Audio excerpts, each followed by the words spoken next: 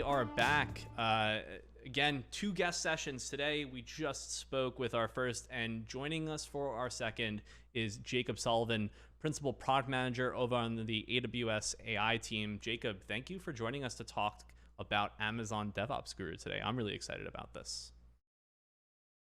Hello, hello. Thanks, Nick, Jenna, for having me on. Yeah, thank you for being here. Well, should we just dive right in? I would love to hear a little bit about the launch. What has launched? Yeah, so it's great to hear Dave talk about incident management and mean time to response or recovery. We're playing in a very similar field. So the service that I work with is called Amazon DevOps Guru, and we're trying to do the same thing. We're trying to improve application availability. We're trying to keep your apps up, whether they're revenue generating apps or they're business critical workloads for your teams. We want to help you maintain that availability. And when I throw out the word application, I really mean that collection of AWS resources and the software that's running on it. And I mean both those pieces. And so what we do, what DevOps Guru does, is we take care of the stages a little bit before incident management. So we deploy machine learning detectors to auto instrument all the great metrics that you can get from AWS resources, resources like EC2, Lambda, API Gateway. They throw off error metrics, CPU utilization, all kinds of really great information. And we watch those metrics and we basically watch across the entire landscape of available metrics using machine learning so that we can spot when the application behavior changes. So we're essentially trying to tell you about the incidents that are occurring in your application, and we try and tell you about it as soon as we possibly can to give you as much time to deal with the incident response steps that you need to do and all the other actions that you need to take. Yeah, Jacob, I'm going to be the first to come out and admit this. Setting alarms, like meaningful alarms, is just so hard. I have tried, my best in certain situations where it's like, hey, I could go based on something like traffic or maybe something a little more scary, like when my CPU utilization goes up. But then, hey, I've got an auto scaling cluster, so I'm getting an alarm and then it scales, but then everything's okay and my application isn't really down. Uh, it, it is hard to set alarms where I'm either not being overly pinged and then I start to gloss over my notifications because they're not particularly meaningful. But then the other side, if I make it like 99%, I'm late to the game. I'm arriving at my infrastructure once the outage has already occurred. So why don't we start from the beginning? What causes an application to break outside of obviously catastrophic failure or being the most popular app for the day? Like what are the various components that cause applications to break? Well, let's take the banana stand, right, from Dave's example. I'm setting up a banana stand. It's a retail web application that I want to go. And it's probably relatively simple, right? I'm using a small number of AWS resources. Maybe I'm using API Gateway, Lambda, DynamoDB on the back end to kind of facilitate this commerce platform. Well, from that, I have hundreds or thousands of metrics to pick from. So just what you were describing, Nick, I probably set up a dashboard that's tracking 20 to 30 of those key metrics. I get used to looking at those, and I'm either setting really broad threshold alarms because I'm worried about missing things, or I'm so granular, it's firing every time anything changes whatsoever. And so I get a lot of noise in my system. So the very first question I always ask myself when I see an alarm is this one real or not? Right? And that's not a good place for you to be in. Right. And what we hear from customers is that they're moving to the cloud because they want the flexibility and the powerful capabilities of AWS, but there's a lot of complexity that comes from having these distributed systems and trying to deal with a constantly evolving and moving infrastructure. So to answer your question specifically, there are 3 or 4 kind of common patterns that we see that are actually causing those application challenges. Your customer behavior has changed. Maybe they're using that banana stand a lot more, right? Maybe we've 100x'd up our banana delivery. That change will cause strain and stress on your application. You need to be notified of that. Or maybe we're deploying new banana features. And in order to do that, we're constantly improving, constantly changing our application. And what we find is you can test certain pieces of those features, but once you actually deploy and integrate it in production, you're going to find out that there are things that don't scale the way you thought they would, or they impact your overall systems in ways that you don't actually understand. A third issue that we see, I would call entropy.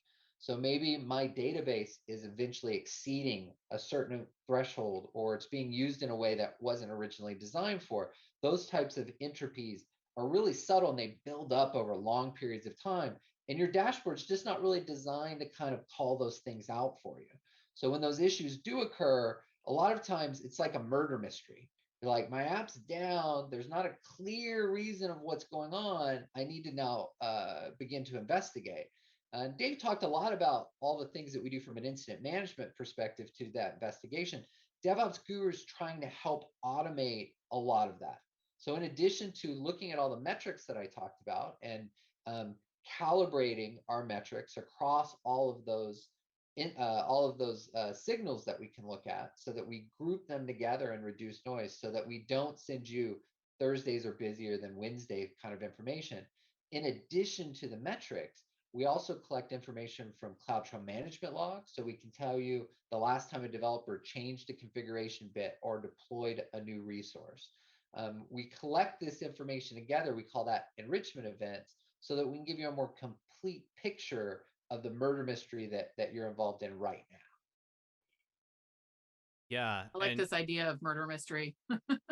yeah, the like we use the word investigation, but I think it's like there's one culprit, and the fact that a lot of things fail miraculously at one time doesn't mean that they're all the cause. And this root cause analysis and this murder mystery, getting to sort of the thing that really caused this to happen is fascinating. I think there's another side to this that I've seen from a number of customers, and it's when they introduce changes, the fear of breaking things causes them to sometimes deploy less often, and that means features that may have been baked through that are ready to, at least the customer thinks it's ready, they may not deploy on Fridays. I know hashtag no deploy Fridays is a big one on Twitter, right?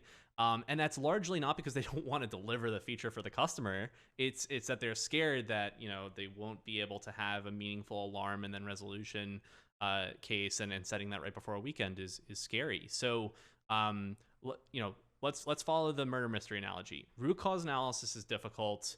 I know we talked a lot about it in the previous one with Dave, but if we could summarize maybe the basics here. What are the challenges in doing that root cause analysis? Well, the challenge in manually doing that is there's just so much data, right? There's so many metrics, there's so many logs. And Dave was describing a really cool process where I go through and I'm basically logging the things that I'm looking at. And I'm saying, hey, I checked this out, that's not the problem. I checked this out, that's not the problem. So what we're trying to do with DevOps Guru is we're trying to accelerate that step of the process by gathering as much of this information together. And I'd love to show you a demo in a little bit about how we kind of then package that and present it to you in a way that's trying to give you the best indication, our best guess of what's going on and where the problem is by both collecting, correlating, and organizing the information that we do have available. So we're just trying to help you take that step faster, eliminate common things that it's not, and really point you in the right direction. In addition to that, we're provide recommendations. So in some cases, the recommendations will be incredibly specific about the remediation or mitigation step that you should take. They're not full-blown run books, but they are, we think this is the problem, click here and go take a look at it. In other cases, because we are spotting such a wide range of anomalies, the recommendations may be more informational. Well, we're seeing this combination of errors. We recommend that you go read this documentation here to give you a better understanding of what might be causing those errors. What we found in internal testing, so it's a murder mystery, Professor X is in the library with a gun. Well, he must have done it. And then you stop there and you go run down and make sure it's not Professor X in the library. But by gathering more information, including things you're not used to looking at on your dashboard, because it's just not humanly possible to watch all these different things at one time, we have a lot of really great examples internally where by giving you an additional piece of information, we fill in that puzzle a lot faster than you having to go run down step by step. Can you talk a little bit about how DevOps Guru is actually improving this process? Well, we're improving so we say DevOps Guru, and I don't want it to be a misnomer for those on the call. DevOps is kind of a very specific set of practices But the tool itself and what we're advocating for, it works whether you have a site reliability engineering team or a DevOps model or a distributed IT infrastructure. We're really agnostic to the actual processes that you're involved in. We're more about the auto instrumentation, the auto collection of and aggregation of data, and really kind of presenting this full package for you. And as I'll show you in the example, we then package that up into what we call a DevOps Guru Insight, and we ship it out through simple notification service and through an integration with Systems Manager Ops Center. So what we're really trying to do is just add to whatever existing processes that you're using, existing tools that you're using. We're trying to make your life better. We don't want to make you come to us. We're not, certainly not the end-to-end solution, but we want to add some domain knowledge and intelligence to our analysis and help speed you along in whatever processes or tools you're already using. There are a lot of ways to capture the value in terms that are floating around in my head. I'm thinking of things like improving the signal to noise ratio in your data. I'm thinking things like finding the needle in the haystack. I have this absurd scenario where I'm just like keeled over a fax machine or a printer that's just spitting out my logs and definitely trying to like drink from this fire hose where it's like one line in the logs is going to be the resolution to this murder mystery, and DevOps Guru sort of solves for all of those problems so that it empowers the investigator. Am I capturing it right, Jacob? That's exactly the point. Now, today we consume CloudWatch vended metrics, which are what come off the AWS resources. And today we consume the CloudTrail management log, which are a lot of kind of mutating events around have my policies changed, have my config bits and my resources changed, which is a really great first step for us because we can reduce your signal to noise issue by being really certain about the information we give you being accurate. So we've got, 10 plus years of AWS data and Amazon.com data that we were able to pre-train our machine learning detectors on. So when we deploy them, we have a very high confidence, and the efficacy tests kind of prove those out. Now, I call all of that out because if you get data from us, we think it's going to be highly accurate, but there's a lot of other data that we're looking forward to kind of consuming and adding to what we're doing. And we'd love to hear from customers of what kinds of things that they would like to see. Yeah, the accuracy of data is one thing, but then the significance, right? What logs are 100% accurate, but what is the significance of most of the entry in those logs or of those metrics? So that significance is important, I think, to your wanting your alarms to not cry wolf sort of scenario before of like, oh, I'm looking at an alarm. Is it really real? I named a silly example before of like, what metric should I even set an alarm for? What should the threshold be? It's a hard problem.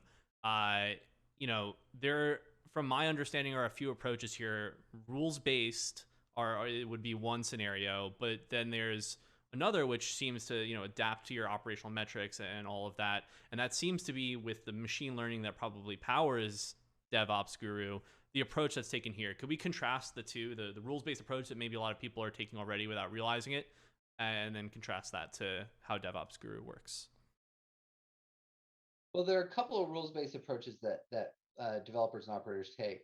A lot of times you're relying very heavily on your own domain knowledge within your head.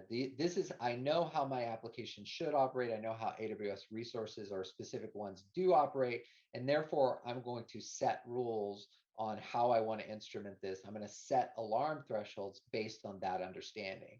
And part of it's a limitation. It's a data science problem, right? Human beings just simply can't consume and look at all of this data all the time. And so they're filtering based on what they know, what they feel comfortable about. And a lot of rules are kind of set in that way, which is a great first approach. And I totally get that. But what we find is that when you do take a step back and say, well, how do I approach this from a data science perspective and the use of machine learning and machine learning detectors to watch across such a wider array of information, we're able to spot changes earlier and faster.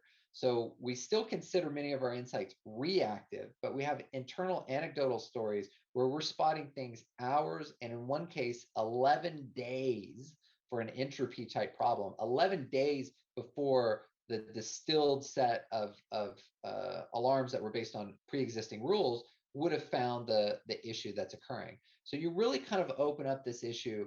The other example, not to drone on, is that AWS is always improving and deploying new resources and services.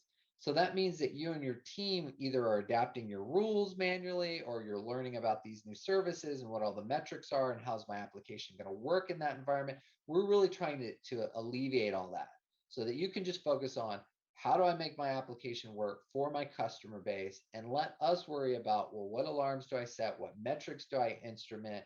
How do I pull this information from the logs? We're going to take care of that for you with this service. What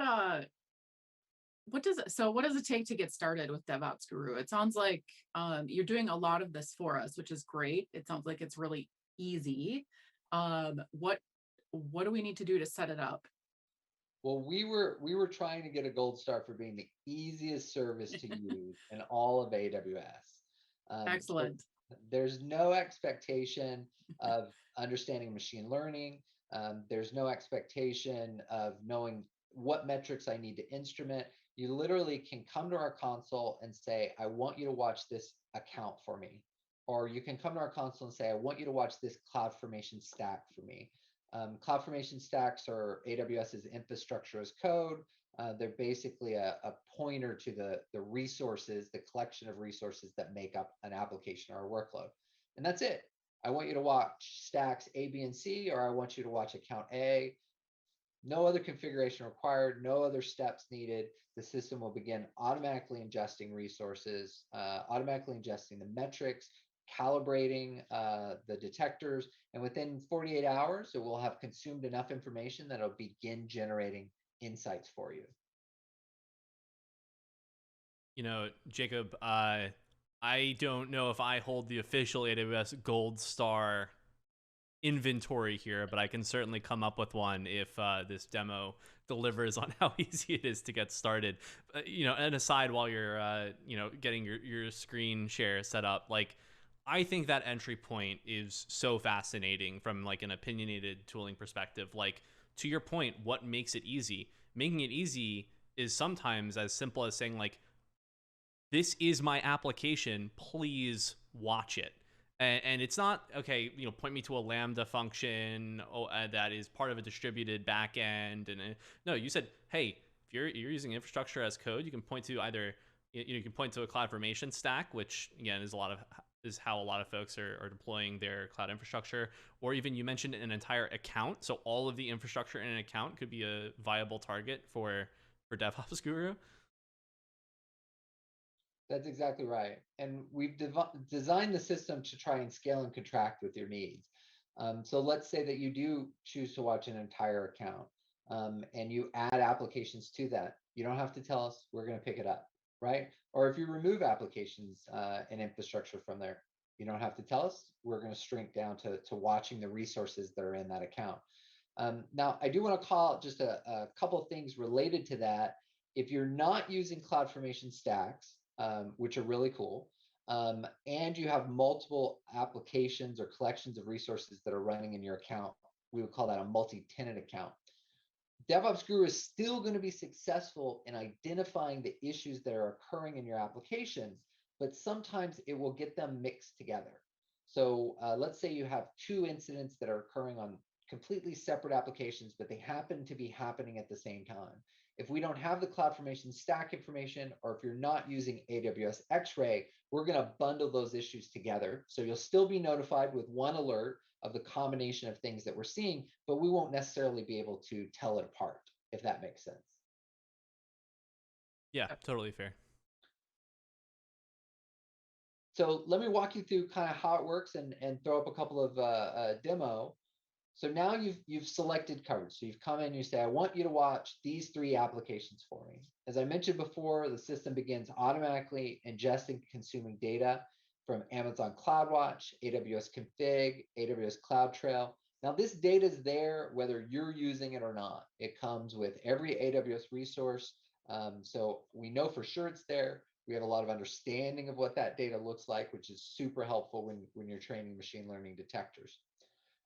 If you're using X-Ray, which is a tracing program, we learn more about how your resources and applications are connected together, but X-Ray is not a requirement for the system to work. You then get to my orange box, which are my DevOps Guru insights. We've talked a lot about metrics analyzed and how we run detectors across all of these metrics. What we're building is kind of a dashboard on the fly for the specific incident that's occurring. So what you'll see is we've selected metrics and identified how they're anomalous, and we've collected them together. So you don't get 12 alerts, you get an alert. We've collected and filtered it and put it together in a timeline format so you can kind of see how things are related. And then we put in the related event information. So this today is from the CloudTrail management log that shows you events that may be related to the anomalies we're seeing.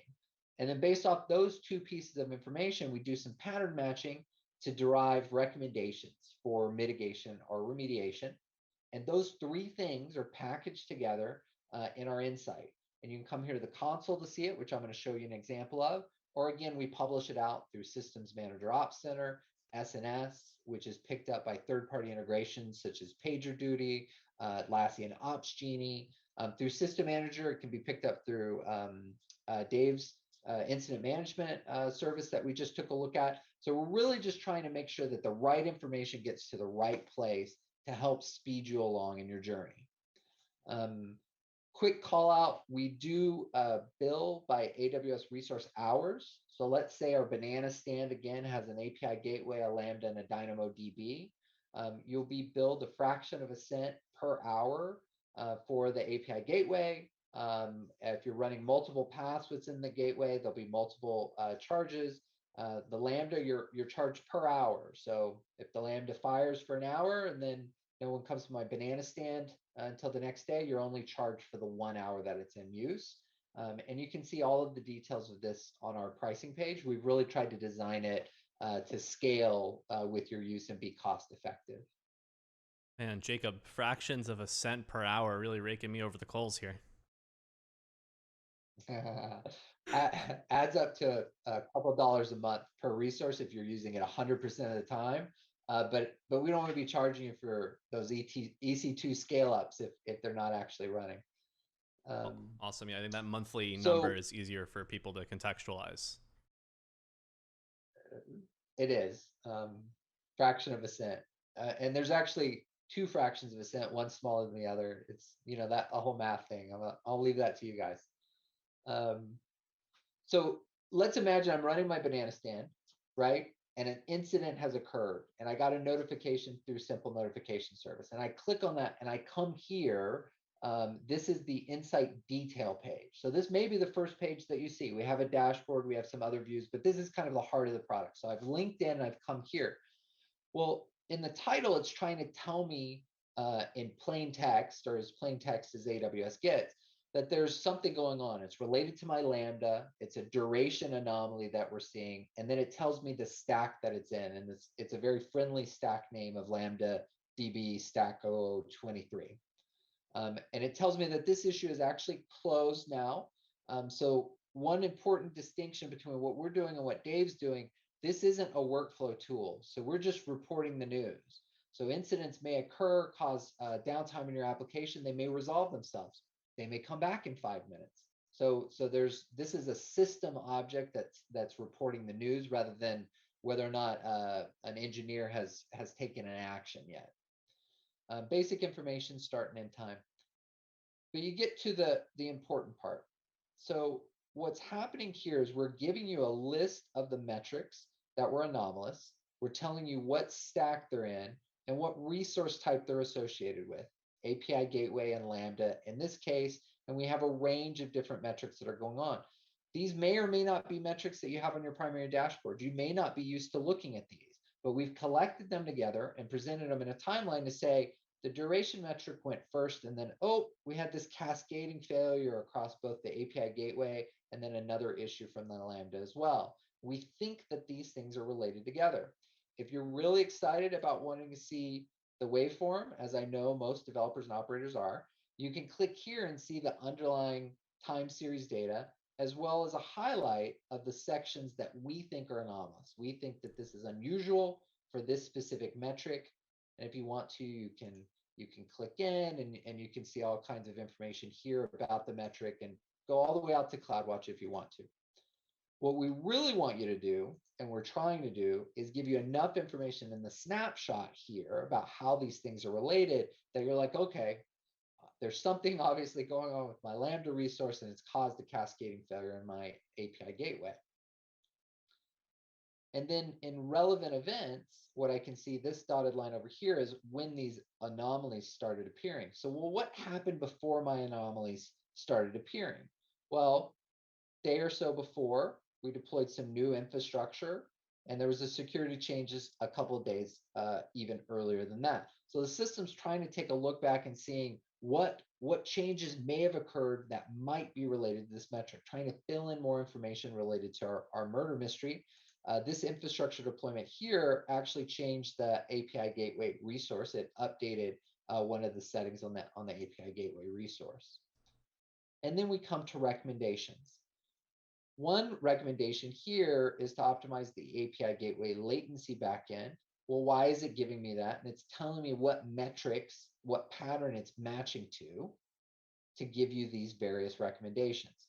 It has a more general purpose, troubleshooting latency in API gateway. And then it has this really good one, this configure provision concurrency for AWS Lambda. And it identifies kind of the three metrics that caused it to call this out. Now I'm going to cheat because I'm the one who performed the merger, so I know what the mystery resolution is. We actually changed the provision concurrency setting in Lambda versus the timeout setting that's in API Gateway. And not to get too much into the weeds, but basically Lambda, when you poke it too fast, it needs to spin up more resources. And depending on how you've allocated those resources, it may have a delay. And then the API Gateway has a delay timer where it only lets you delay for a certain amount of time before it fails. So I intentionally misconfigured those with that last deployment a day or two ago, and then just waited for too much traffic to hit the Lambda, not more than I normally get in total, but just a really quick burst of it. And it causes this cascading failure across the resources. The great thing about this example is this is going to keep coming back over and over and over. And you may not see it on your aggregate threshold dashboards in the same way, so you wouldn't know to fix it. So we find a lot of these issues are really about improving and reducing failure rate, but improving the overall availability of our application, because again, we're watching so many metrics and we're watching across so much information that we can bring this to you and hopefully make your lives better in a couple of different ways. Jacob, this is like this 1, 2, 3 so quickly, like the metrics, the associated actions that are likely or causal to the incident, and then resolution in just a few mouse wheel scrolls that you did there. If you don't mind, could you scroll back up to the time series, like the Gantt chart type thing up there? Yeah, so I have been in situations before where there's an outage. I jump into something like CloudWatch dashboards, and in reality, a lot of those metrics on those time series graphs, I'm just looking at a bunch of things that all seem to basically be failing at the same time. And I've done the song and dance of trying to like mess with the time window and try to figure out which one's before another. But let's put this into context here. We have a 5-minute window here between those like 2 points for the P90 duration. And in reality, the difference between the first one and all of the other ones cascading as a result is maybe one sample cycle of a CloudWatch metric. That could be like 15 seconds in a certain scenario, or 30 seconds, let's say. So the whole song and dance of like messing with that window to try and figure out which happened first, or like running manual scripts on your logs to see like which is the earliest, where you're like working with like a UTC time that's like, you know, the first 12 characters are the same and you're just like splitting hairs over the last bit. Like, I know this is so simple, it seems intuitive, wow, this is valuable, but like I've been there and I know AWS fairly well, and it's just like the fact that this does this so automatically for me and like really helps me see at first glance like, no, this is probably the cause, the one that happened the earliest. That's I'm off my soapbox, but this is really nifty. I'm a big fan. We've gotten really good feedback from the engineers as well about that issue. And then also the fact that we're showing kind of a complete list. So you don't have to track down through a lot of metrics you're not familiar with to really see the range of issues that you're having for any given incident. I'm sorry, Jen, I I cut want you. to, nope, that's okay. I just want to step back to kind of the setup process. We've had a couple of questions on Twitch about like, uh, how you set this up and whether it's on a CloudFormation stack or it's your entire account. Are those the two options that you have? Those are the two options that we have right now. So Okay. you literally come into the view and it says you want to turn on for the entire account. That's one radio button, or pick from a drop down of CloudFormation stacks which stacks you want to turn it on. You can also do that through CLI, our APIs, or CloudFormation itself. So we have a Okay. great blog post about, well, I have 5 accounts and I have 100 CloudFormation stacks. How do I automate that? You would Yeah. automate that through CloudFormation and just go through the list. These are the stacks I want turned on, and these are the ones that I don't need you to monitor for whatever reason. Got it. Yeah, super fascinating. And again, I'm just seeing it in action makes me think about all the scenarios that I've gone through where this would have helped me. To your point, there may be so many teams that may be working with infrastructure that other teams manage. And this isn't like dev throwing it over the fence to ops, but just in a, two pizza team model where different teams use microservices that interact with one another. You may not be looking at dashboards for another team's service, but if you are privy to this dashboard, you could see, well, the earliest service that I manage is impacted at this point in time, but another team's is impacted even earlier, so that is likely the root cause there, rather than trying to assume that could be your application code or something that wouldn't even have any events that you may have changed, right? So this is really cool. I think it really, again, account wide or even CloudFormation stack wide, reaches the breadth I think this problem really necessitates. And it's that automation and transparency that really helps. So your example of the on-call engineer, they'll have a familiarity with 1 or 2 microservices, but not all of them. So how do I know when I need to wake the next person up? Well, we can clearly tell you that it is connected to these other microservices and kind of what's going on. And we find that this is super helpful in a wide range of issues. Again, we're surfacing information you may not have known to look at, which can really help speed things up. We're using these machine learning detectors to detect issues so early in some cases, it can really prevent greater harm from coming by getting to this information faster.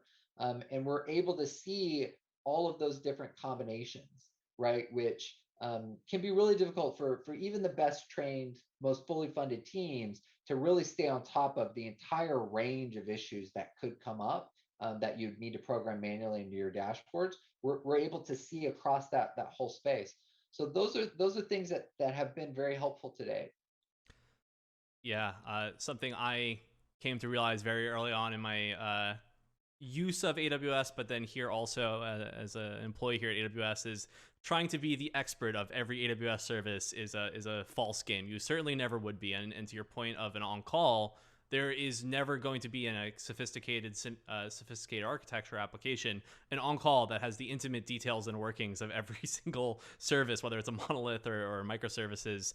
And that's exactly the superpower that DevOps Guru enables people to have. It finds the needle in the haystack so that folks can then use some of the suggestions. I know on the tail end here, folks are asking, like, what does resolution look like from an accuracy perspective? Like, is the top suggestion always going to solve the problem? And I think if I could, steal the answer that you're probably going to give, is you can never know 100%, right? Like, that could be the most likely cause, but you need to really investigate. It's where the investigator comes in, and having those potential resolutions on there, though, I think is more valuable than a lot of folks may think. Even if the first answer isn't the first suggestion isn't the right answer, knowing where to go of like a likely number 2 or a likely number 3 on that, let's say, police lineup of likely suspects here in the murder mystery is much better than just saying, okay, well, our first guess wasn't it. Where do we go from here? Yeah. One of the things I would say to that, so we're using this combination of machine learning detectors across all of these metrics, and we're actually really good at this, right? So the anomaly detection part, I would, if you get a chance to use the service, we do have a free trial available. Compare it to what you're currently doing. we're really good at anomaly detection. Even just consuming the vended metrics, because your application changes the way the resources work. So we spot the vast majority of anomalies that occurred. Now, the counterbalance to that is that since we are so good at spotting such a wide range of issues, it can be difficult to have really precise recommendations in the pattern matching for all of those different scenarios. So what we're finding is that there is a subset of scenarios where the first recommendation is spot on, click it, it's going to help you immediately. And in other cases, they're more useful because they're informational, right? They maybe you're not familiar with what these certain error codes are on these API gateway latency issues. Well, here's a link to the documentation to help you get there faster. And over time, I would expect that those recommendations, both in breadth and depth, to improve as well. But that's kind of the current state of the system. Awesome. Sounds great to me.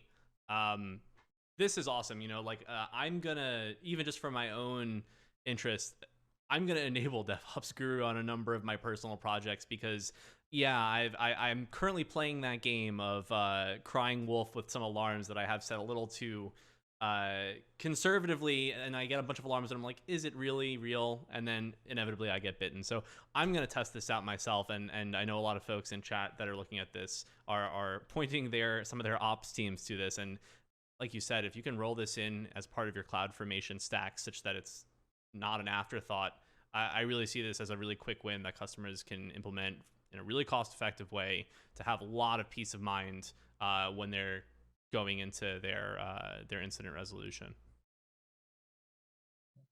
Well, you can find us in the console under DevOps Guru. We do offer a free trial. The first 7,200 resource hours are free per month for the first 3 months because we really want you to get in, kind of kick the tires on it. And we've got a great workshop blog that walks you through how do I set up a test application using CloudFormation and activate DevOps Guru and really see if I can generate a few of these incidents to kind of get you a feel for how it works. I do recommend, though, it is a read-only service. So if you can turn it on in one of your production accounts and compare it to what you're currently doing, that's the best way to test out the service. If you're running it in a test environments can be wonky, right? They can have a lot of different things going on. And so the system, you don't really want the system to learn the wonky. You want it to kind of make sure that it's calibrating itself to the production environment to give you a better feel for what it's really gonna do for you. Well said. Yeah, and we have some links in chat to those resources that you were just talking about. So for anybody interested, check those out, and you should be off to the races.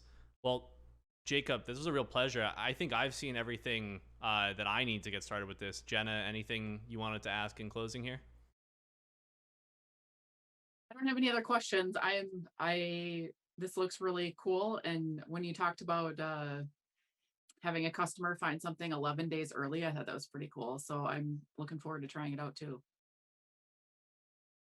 Wonderful. Well, again, joining us to talk a little bit about Amazon DevOps Guru is Jacob Sullivan, Principal Product Manager over on AWS AI. Jacob, this was so helpful. I know a lot of customers are looking forward to using this, myself included. So unfortunately, that's all the time we have for our session here.